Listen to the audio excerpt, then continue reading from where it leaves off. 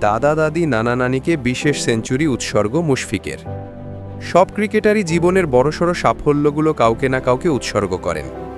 নিজের ১০০তম টেস্টে এমন অবিস্মরণীয় শতরান মুশফিকুর রহিম কাকে উৎসর্গ করতে চান?